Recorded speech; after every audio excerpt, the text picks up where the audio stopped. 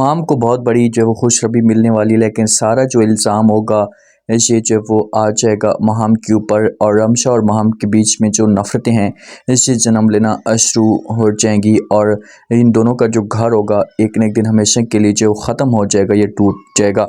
जो माँ होती है ना, अब मिनाल को दुआएं देती है, इसको अपने पास बुलाती है, इससे कहती है कि देखो बेटा, अब तुम अपने घर में रुखसत हो रही हो, क्योंकि जो उसामा होता है, अब सबको तो इस बात का पता लग चुका होता है, तो एक रस्म, एक तरीके से जो वो ये मिनाल को लेकर जाने का फैसला करता है। इस वक्त इसे लेकर जो वो आने के लिए आ रहा होता है, तो माँ जो होती है ये मिनाल के साथ बात करती है, इससे कहती है कि देखो बेटा, अब तुम अपने घर में जा रही हो, अपने जो है इस बात का ख्याल करना है कि किसी किस्म की कोई भी परेशानी नहीं आनी चाहिए, किसी किस्म का कोई भी जो वो माहौल ख़राब नहीं होना चाहिए, वरना इसी के से जो मुकम्मल तौर पर बदनाम हो जाएंगे।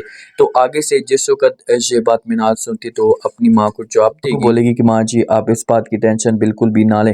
अब उसामा जो होता है ना, इससे फिर आ जाता है लेने के लिए, इसे लेकर जब वो घर में जाता है, वहाँ पर जो अपने रूम में जो वो पहले उसामा अपने रूम को सही तरीके से सजाता है, और फिर इससे अंदर लेकर आता है इसकी आंखें बंद करके, और मिनाल को कहता है कि तुम यहाँ पर रखो, तुमने कुछ भी ऐसा नहीं करना। तो मिनाल उसामा से बार बार पूछती तो है कि उसामा क्या हुआ, तुम क्या कर रहे हो, बताओ तो सही खुल कर।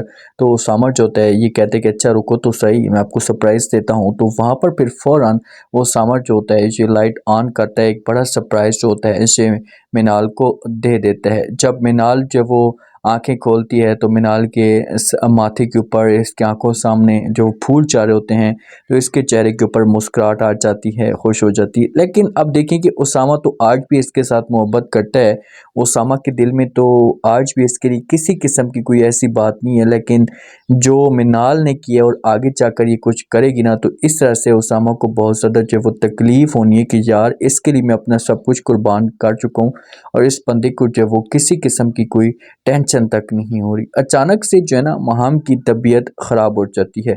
जिस वक़्त महाम की तबीयत ख़राब होती है ना, तो एक तमाशा सा खड़ा हो जाता है, सारे के सारे पूछना शुरू कर देते हैं कि भाई हुआ क्या है, कुछ बताओ तो सही। तो माँ जो होती है ना, ये जो महाम की भाभी होती है, ये रमशा रमशा को कहती है महाम की सास कि भाई आप जल्दी जाएं और किसी डॉक्टर को जो वो लेकर आ जाएं, क्या हुआ ऐसे। तो वहाँ पर जो एक औरत मौजूद होती है और वो फ़ौरन बोलना शुरू कर देती है और कहती है कि रहने दें, आपको डॉक्टर बुलाने की कोई भी ज़रूरत नहीं है। इसके तरीके से, ये इसके अंदाज से ऐसा लग रहा है कि ये जो माँ बनने वाली है ये उम्मीद से है।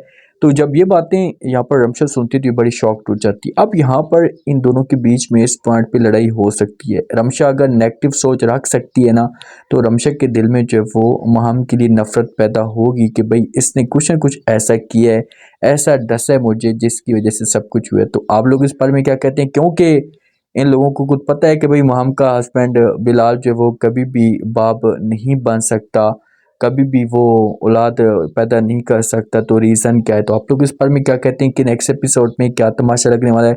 लाज़मी बताएं और सब्सक्राइब भी कर दें। शुक्रिया, अल्लाह हाफ़िज़।